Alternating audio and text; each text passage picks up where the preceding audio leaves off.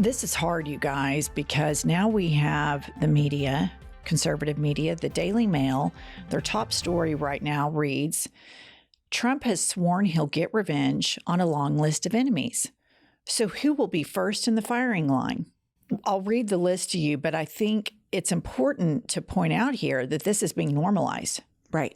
Front page of conservative media, it's normalized. They're normalizing what is coming. They're reporting on it like this is normal. Right. To exact vengeance. And the list is, they go through all of them and they make a, very colorful article with photographs. Joe Biden, then we go to Kamala Harris, Barack Obama, Nancy Pelosi, Letitia James, the special prosecutor Liz Cheney, special prosecutor Jack Smith, and on, Michael Cohen, et cetera. And so when I first saw that, I thought, good God, there's really not going to be any checks. They're still going to live in this media bubble where this is normal. He normalized it on the campaign trail, right, that he was going to go after his enemies. And now the press is just reporting it like this is normal for an American president to do this. Right. It's like, okay, well, the tax policy is going to be, now it's the retribution and vengeance is going to be exacted upon so-and-so. And so when it comes, we'll all be like, oh, okay, well, he said I was going to do it. Here's my biggest takeaway. The things he said on the campaign trail, they terrified me. He got the popular vote. He won the swing states. So I believe he and his administration believe the American people have greenlit that. I'm hoping they didn't. That could be naive. But I have no doubt that he will go after people in a way that this country has never seen before. Speaking of what people think, there has been a MAGA Victory Lap tour on Twitter, and his supporters and the base of his support like this. They like the vengeance politics, and we can just go through the tweets right now. Matt Walsh, now that the election is over, I think we can finally say that, yeah, actually, Project 2025 is the agenda, LOL, which we knew. We reported on that. Nick Fuentes says, your body, my choice, forever. Oh my gosh, that makes me sick. John Miller says, women threatening sex strikes like LMAO, as if you have a say. A girl named Kate tweets, I'm just a girl standing in front of the world asking for a president who isn't a rapist. Andrew Tate retweets it with comment and says, request denied. I thought Andrew Tate was in jail somewhere. Shannon tweets, so I'm supposed to go to work and do my job as if half the country didn't just vote to give me less rights than men. Andrew Tate retweets with comment, and you also have to make me a sandwich. Then we have Nate Schulman, who says, we want a country where no one flies gay flags because of the social shame and stigma. And then I'm sure a lot of you have seen these series of coordinated texts to Black American citizens that say, greetings. You have been selected to be a house slave at Abingdon Plantation. Come to this address at 5 tomorrow sharp with all of your belongings. This is mandatory. Our executive spaces will come get you in a turquoise van. Be prepared to be searched down once you enter the plantation grounds. You will be stationed at Plantation Point L. I am sickened. I cannot believe that that is happening in the United States of America. It has been emboldened, and the foreboding that it will come to fruition is almost more than I can take.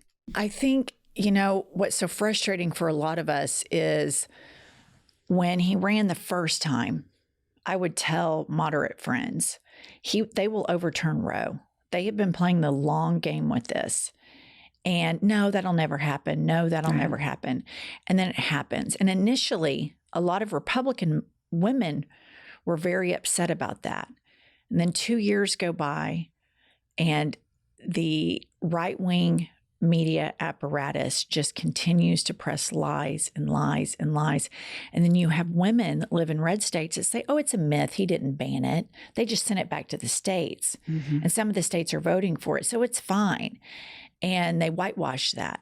And he just keeps normalizing this depravity. And he has a whole echo chamber, as we can see from the Daily Mail rolling out. Their top story above the fold today is, here's Trump's hit list. Here's who he's going to go after. They're normalizing it. They're preparing the public for it. And then you have the people that are really excited that he won are the grossest, most sociopathic voices in the world. And you see them attacking all of the people that we got on here every day to defend. And it's, women, minority groups, LGBTQ plus groups, and they like this. We talked about before the election that there is a large portion of the American public that likes the recreational cruelty, and everybody is engaged in a lot of autopsies as to why this has happened. And I will always and forever believe that if you attempt a coup d'etat, that should have acted swiftly. Yes. Justice should have hammered down on this immediately. And that didn't happen. And you can't say that this is a threat and that storming the Capitol is a crime and inciting an insurrection is a crime and then not do anything about it and slow walk it. You can't, have somebody run for president. And I like Joe Biden, but I think his form of gentlemanly presidential demeanor is over, sadly. It makes me sad. He's so hopeful in his speech. The American public has spoken, and I believe in democracy and all of these things. And I feel like the Democrats are not taking this very seriously. And a lot of people were standing here waving their arms saying, this is bad. And I think American leadership failed to prevent this. And then you have, Elon Musk buying Twitter, which is almost difficult to even be on right now. And I think there's a mass exodus of that. But I don't know what the right answer is moving forward to address all of this hate speech, because it's not getting removed. People like it. Not all of us. There are tens of millions of people that are outraged, and that needs to provide some comfort for people. But this is really dark stuff. It's really difficult to talk about. And we couldn't even play any clips, listener, because it's too difficult to hear the hatred and the salivating and the voices of the people that wish to carry this out. It really is. Like you said, everybody's autopsying what happened. And I think that's worthwhile. But my biggest concern is, what can we do to protect the marginalized? What can we do to protect women? What can we do to prevent this from happening? What can we do to stop the bleeding once it starts? Because I think we all agree it's going to be super duper hard. And I want to be part of bringing a community together and banding together for morality and integrity and character. Sadly, right now, I just feel so sickened and disappointed that I don't have any clear thoughts in my head. What's the best way to do that? Well, I think first and foremost, the Democratic Party needs to myopically focus on the midterms. Absolutely. I think that they need to start immediately planning for 2028. That's what they do. And I think that all elected Democratic voices need to be doing podcasts. They need to be no holds barred. Any question is on the table, freely speaking about all of these things. I think they need to flood the zone.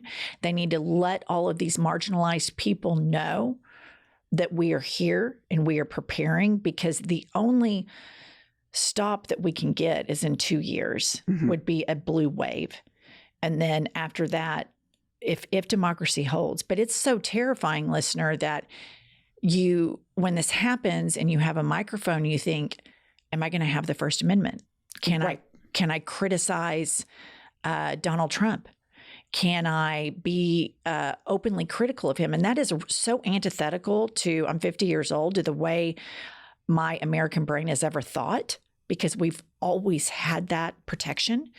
And when you see the news reporting that he's going after people that spoke out against him, Barack Obama, who's never committed a crime in his life, Nancy Pelosi, all they have done is speak poorly about him and called out facts about him and called out his moral depravity. And now you have the media normalizing his hit list on the Fox 5 or whatever. Dana Perino last night said, yeah, or maybe we should try the death penalty to all of the people that worked to prosecute Donald Trump's crimes. So you have now the right-wing media universe that helped to get him elected, that thrives on misinformation, disinformation, hatred, cruelty, are now starting to lay the groundwork for the cruelty to be enacted. And it has to be, as painful as it is to get in here and sit down and talk about this, and as terrifying as this is, there has to be a coalition of tens of millions of people that flood the zone and organizing, because this was not a landslide. This was a basically 50-50 election where you have, I think it's 3 million, 4 million votes that separate in a country of 330 million.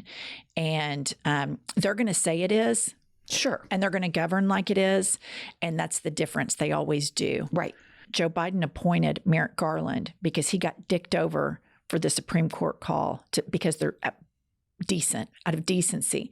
We're going to do right by Merrick Garland, who was a moderate the whole time. And he put him in an attorney general, and he slow plays this entire thing. And now here we are at the gates of fascism. And you have an entire right-wing media complex that is starting to normalize the next steps, reporting on it like it's normal. I did not know that they were saying that over on Fox News. I'm at a loss for words. I do not know what to say. The cravenness is absolutely more than I ever thought I would see in my lifetime. It is it is a real soul-searching moment where a lot of us have thought, at least I have thought my entire life, that you're fighting for progress, that you're fighting for a more just and a more equal nation. And then you look around, and a lot of people don't want that. They do not want other people to have the same chance that they have. And I still believe that fight is worth fighting, but we need leadership right now in the Democratic Party. And you see Democratic governors standing up and saying they're going to protect, their citizens in blue states. And we need swift action for those of us that remain that are terrified. And we need a plan. And I think the flooding the zone constantly, the way they do, over and over and over again, but the normalizing of this in the media, in the right-wing media, is really, really troubling. Absolutely. And the hate speech is, I'm assuming it will not be prosecuted under DOJ, under Trump, that this is just going to be. Of course it won't be, because Elon Musk isn't even removing it from Twitter. Right. Right. So, and that's why he bought Twitter, for free speech. And they like this. They like it. They like it. A lot of Americans like it. A lot of Americans probably see these tweets and these texts about plantations and about the pride flag, and they think, yeah, suck it. And listener, I want to leave you with this. The difference between our side and theirs is if we would have won, the people that didn't vote for our team wouldn't have been injured they wouldn't have been hurt. Cruelty wouldn't have been thrust upon them. And that's the difference. And so, as sad and terrified as everybody is, there is a fight to be had here. There is a march that needs to be marched. And this is a very large country, a very diverse country. And right now, the resistance needs leadership. And we will continue to do this as long as it's safe. But these are very terrifying, precarious times. Sadly, I agree with you. All right, guys, we'll see you later. It's so